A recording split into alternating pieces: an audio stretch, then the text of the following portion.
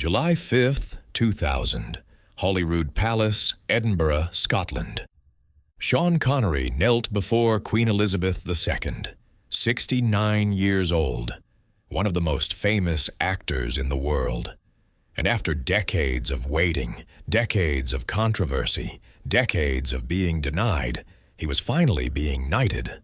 The sword touched his shoulders, left, right, and when he stood up, he was no longer just Sean Connery. He was Sir Sean Connery. The ceremony was beautiful, dignified, historic. His wife, McLean, stood nearby, tears in her eyes. His brother Neil beamed with pride. The press called it one of the greatest moments in Scottish history. And when Sean stepped outside and spoke to reporters, he said, "It's one of the proudest days of my life. It means a great deal for it to happen in Scotland." But there was someone missing, someone who should have been there, someone whose absence made the whole ceremony feel hollow, empty, like a victory that came too late. His mother, Euphemia, Effie McLean Connery, the cleaning woman from Fountainbridge, the woman who scrubbed floors so her son could eat, the woman who dreamed for 50 years that one day her Tommy would be called Sir. She died 15 years earlier, April 2nd, 1985, and Sean had spent every single day since then trying to make her dream come true, trying to earn the knighthood she'd wanted so desperately to see. But by the time it happened, she was gone. And Sean stood there in Holyrood Palace, wearing his kilt from her McLean clan, accepting an honor she would never witness. And that's the real story. Not the knighthood, not the ceremony, but the 15-year quest to honor a woman who died before she could see her son's name changed forever. A quest that ended in triumph and tragedy. Let's go back. To understand why that knighthood meant so much, you need to understand who Euphemia Connery was and what she sacrificed for her son. Effie McLean was born in 1908 in Edinburgh, working class, Scottish Highland ancestry from the Isle of Skye. She married Joseph Connery in 1928. He was a factory worker, a lorry driver, an Irish-Scottish man who drank too much and worked too hard, and together they had 2 sons, Neil and Tommy. They lived at 176 Fountainbridge, a tenement, cramped, dark, damp. Joseph worked at the rubber factory. Effie worked as a cleaning woman, scrubbing other people's floors, washing other people's laundry, doing whatever it took to keep food on the table. And even then, it wasn't enough. When Tommy was born in 1930, they didn't have a crib, so he slept in a bureau drawer. A drawer, like a piece of clothing. That's how poor they were. That's how desperate. But Effie had a dream that her son would escape, would be more than a factory worker, more than a lorry driver, more than someone who lived and died in Fountainbridge without ever being noticed. She wanted him to be somebody, to be respected, to be honored. And when Tommy was 16, he joined the Royal Navy, got 2 tattoos. One said, "Scotland forever." The other said, "Mum and Dad." Those tattoos reflected his 2 great loves, his country and his parents, especially his mother. After the Navy, Tommy came back to Edinburgh, worked odd jobs, milkman, lifeguard, coffin polisher. And then, almost by accident, he became an actor, started using the name Sean instead of Tommy, moved to London, got small parts, bigger parts, and then in 1962, he became James Bond. Dr. No made Sean Connery a global star. Overnight, and Effie, back in Edinburgh, watched her son on screen and cried. Because he'd done it. He'd escaped. He'd become somebody. But fame came with a price. Sean was in Los Angeles, in London, in the Bahamas, and Effie was still in Edinburgh, still scrubbing floors, still living in Fountainbridge. The distance between them wasn't just geographic, it was emotional, because Sean, for all his success, couldn't go back, couldn't face the poverty he'd left behind, couldn't reconcile the man he'd become with the boy he'd been. And Effie understood. She never asked him to come back, never complained about being left behind. She just watched from afar, proud, quiet, waiting. But there was one thing she wanted, one dream she held on to, one hope that kept her going through the years of loneliness and silence. She wanted her son to be knighted, to be called Sir Sean Connery, to have the Queen of England recognize what she'd always known, that her Tommy was special, that he mattered, that he deserved to be honored. She'd tell her friends, her neighbors, anyone who'd listen. One day, my Tommy will be Sir Sean. You'll see. The Queen will knight him, and I'll be there. I'll see it happen. But the years passed, and the knighthood never came. Sean was too controversial, too outspoken, too political. He supported Scottish independence, campaigned for the Scottish National Party, donated money to causes that made the British government uncomfortable, and because of that, he was passed over, again and again and again. In the early 1980s, Effie got sick, old age, frailty, the years of hard labor catching up to her. Sean's brother Neil took care of her, visited her every day, kept her updated on Sean's life.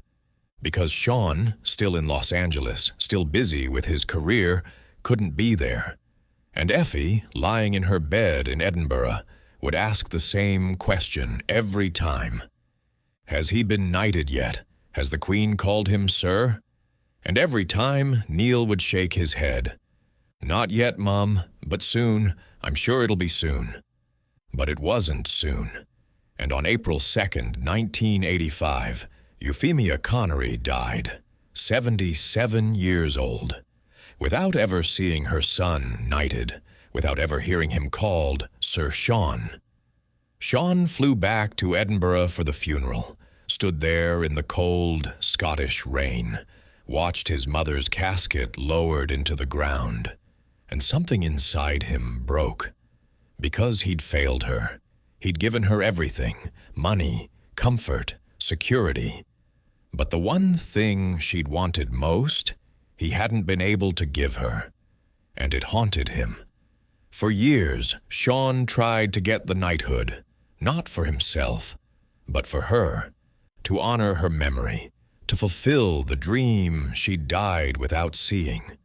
But the British government kept saying no, because of his politics, because of his Scottish nationalism, because he was too much trouble. In 1997, he was nominated and rejected. In 1998, nominated again, rejected again. Scottish Labour politician Donald Dewar reportedly vetoed it, said Sean's views on independence made him unworthy of the honor, and Sean, reading the news, felt the weight of it. 15 years his mother had been dead, 15 years he'd been trying, and still they said no. He told McLean, "She wanted this so badly, and I can't even give it to her, not even now, not even when she's gone." But then, in 1999, something changed. Donald Dewar's opposition softened, the political climate shifted, and in early 2000, Sean received the news. He was going to be knighted. Finally, after decades of waiting, after decades of rejection, the Queen would knight him in Edinburgh, in Scotland, at Holyrood Palace. Sean should have been thrilled, should have celebrated, but instead he felt empty, because the person who should have been there wasn't. The person who dreamed of this moment for 50 years was 15 years dead. McLean asked him, "Aren't you happy? Isn't this what you wanted?" And Sean said, "It's what she wanted, but she's not here to see it." On July 5th, 2000, Sean Connery walked into Holyrood Palace. He wore a kilt, the McLean tartan, his mother's clan, a tribute to her. The only way he could bring her into the ceremony, even in spirit. When the Queen knighted him, when the sword touched his shoulders, Sean closed his eyes, and for a moment he imagined her there. Effie, standing in the crowd, smiling, proud, saying, "See, I told you my Tommy would be Sir Sean." But when he opened his eyes, she wasn't there. Just McLean, just Neil, just strangers and dignitaries who didn't understand what this moment really meant. After the ceremony, reporters asked him how it felt, and Sean said all the right things, talked about pride, about Scotland, about honor. But inside, he felt the absence, the hole where his mother should have been. That night, back at his hotel, Sean sat alone, holding the medal, the certificate, all the official documents that proved he was now Sir Sean Connery. And he thought about Effie, about the woman who'd slept in tenements and scrubbed floors and dreamed of something better for her son. And he realized, this wasn't for him. It never had been. It was for her. A 15-year late fulfillment of a dying woman's wish.